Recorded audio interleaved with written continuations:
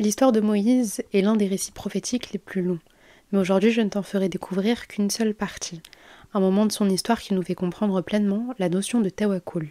Mais avant d'y arriver, voici un petit peu de contexte. Moussa alayhi salam est un prophète qui a été recueilli par Assia, la femme de Pharaon, lorsqu'il était bébé. Donc il aura grandi au sein du palais, d'une certaine manière, il grandit chez les plus riches, les plus nobles, et pourtant son sang n'est pas le même que ceux qui l'entourent. Moussa est israélite, il a une mère qui, selon les récits bibliques et hébraïques, se nomme Yochébed, une sœur, Maryam, et son frère Haroun qui aura également le titre de prophète. Mais Moussa n'est pas encore au courant de cela.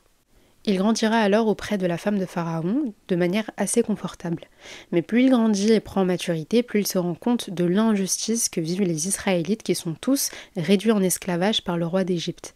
Et on arrive alors à un moment qui va changer l'histoire de Moussa. Allah dit dans Surat Al-Qassas, versets 14 à 17, « Et quand il eut atteint sa maturité et sa pleine formation, nous lui donnâmes la faculté de juger et une science. C'est ainsi que nous récompensons les bienfaisants. Il entra dans la ville à un moment d'inattention de ses habitants, et il trouva deux hommes qui se battaient. L'un était de ses partisans et l'autre de ses adversaires. L'homme de son parti l'appela au secours contre son ennemi. Moïse lui donna un coup de poing qui l'acheva. Moïse dit « Cela est l'œuvre du diable, c'est vraiment un ennemi, un égareur évident. » Il dit « Seigneur, je me suis fait du tort à moi-même, pardonne-moi. » Et il lui pardonna, c'est lui vraiment le pardonneur, le miséricordieux. Moussa va confirmer une chose à travers cet acte-là, c'est son sens de la justice et sa grande empathie. On résume cette histoire très rapidement, il y a un homme, un Israélite, qui est en train de se faire agresser injustement par un autre homme. Cet autre homme-là, c'est un homme qui est au service de Pharaon. Et en voyant cette scène, il n'hésite pas à le défendre, à défendre ce pauvre homme. Mais sans faire exprès et en un seul coup, il va venir tuer son adversaire. Moussa est alors pris de panique, il n'arrive pas à croire qu'il a tué un homme, et il ne le sait pas encore, mais en fait il est en train de courir un grand danger. Parce qu'au sein du royaume, on est en train de se poser une question. Pourquoi Moussa sauverait-il un pauvre Israélite? Pourquoi est-ce qu'il le défendrait? Alors très rapidement, la nouvelle elle va circuler et arriver jusqu'à Pharaon, qui prend la décision d'envoyer des hommes à ses trousses.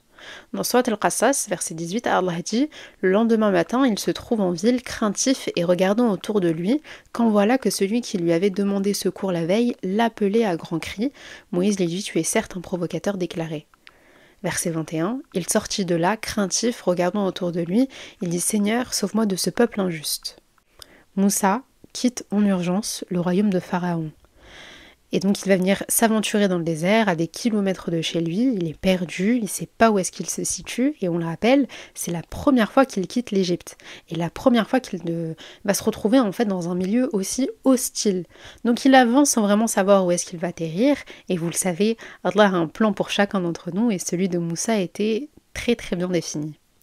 Après de longues heures de marche, Moussa parvint enfin à un point d'eau situé dans la ville de Médiane. De loin, il va apercevoir un groupe d'hommes qui laissent leurs bêtes s'abreuver. Et il va y avoir également deux autres femmes qui sont accompagnées de leurs troupeaux, sauf qu'elles se tiennent un peu à l'écart. Toujours dans Surat Al-Qassas, verset 23, Allah dit « Et quand il fut arrivé au point d'eau de Madian, il y trouva un attroupement de gens abreuvant leurs bêtes. Et il y trouva aussi deux femmes se tenant à l'écart et retenant leurs bêtes. Il dit « Que voulez-vous » Elles dirent « Nous n'abreuverons que quand les bergers seront partis, et notre père est fort âgé. » Donc Moussa, il a compris une chose. Il a compris que ces deux femmes-là avaient besoin d'un coup de main. Et il n'a pas hésité à apporter son aide. Donc après ça, il va décider de se reposer à l'ombre d'un arbre et va lui venir en fait ce besoin de demander de l'aide à Allah. On résume encore une fois, Moussa est seul, perdu, assoiffé, affamé, épuisé. Il n'a rien sur lui, ni argent, ni famille, ni même un toit en fait, il n'a plus rien. Il a absolument tout perdu, tout simplement parce qu'il a sauvé un Israélite. Et cet appel à l'aide de Moussa, il va venir se faire par cette invocation. Rabbi inni lima anzalta ilayya min khayrin faqir. Ô Allah, j'ai grand besoin du bien que tu as fait descendre sur moi.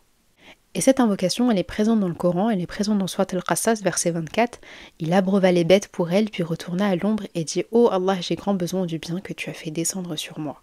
Rabbi inni lima anzalta ilayya min khayrin faqir. » Voici la fameuse invocation. Mais avant de te donner la suite de l'histoire, j'aimerais qu'on médite sur une chose. Comme je l'ai dit juste avant, Moussa alayhi salam a absolument tout perdu, mais il n'hésite pas à faire appel à Allah. Il n'hésite pas à l'invoquer. Il a plus de famille, il a plus de toit, pas d'argent, pas de nourriture, juste Allah. Et c'est ça aussi la définition du tawakkul. C'est de se dire que je n'ai plus rien, mais il me reste Allah. Je peux continuer à prier à Allah, je peux continuer à invoquer, à lui demander. Après quelques instants, une des deux femmes revient à lui en lui disant que son père aimerait le remercier d'avoir abreuvé les bêtes. Alors Moussa se dirige chez cet homme. Moussa lui raconte alors son histoire et cet homme n'a pas hésité à le rassurer en lui disant qu'il était le bienvenu. Mais pas que. Il lui propose un travail et un toit. Moussa devient alors berger. Et donc il se retrouve avec un toit sur la tête et Allah va venir lui rajouter encore plus de bénédictions. Cet homme-là, le père de ces deux femmes, va venir proposer à Moussa de prendre en épouse une de ses deux filles. Cette femme-là, elle se nomme Sephora, Safora en arabe, mais à une condition.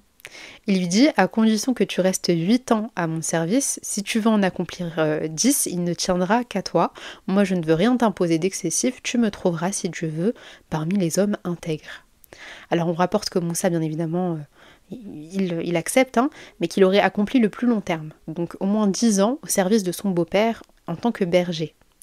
Et en quelques secondes, et en faisant complètement confiance à Allah, Moussa a vu sa situation changer du tout au tout. Un toit, un travail, une femme et un foyer. Et c'est ainsi que la vie de Moussa alayhi salam bascule du tout au tout. À travers cette histoire, on retient une chose, c'est le tawakkul de Moussa envers son Seigneur. Il avait tout, il a tout perdu, puis en une invocation, Moussa a trouvé bien mieux que ce qu'il avait. Une femme qui le soutient, une belle famille aimante et un travail. Ce n'est pas pour rien que je partage cette histoire pendant le mois de Ramadan. En fait, cette histoire, elle nous pousse juste à méditer sur une chose, la confiance en Allah. Vous pouvez être à des kilomètres de chez vous, être perdu, avoir perdu votre fortune, être seul, sans amis, sans famille, sans repères. Allah ne vous oublie pas. Il suffit juste de l'invoquer avec sincérité et il vous exaucera.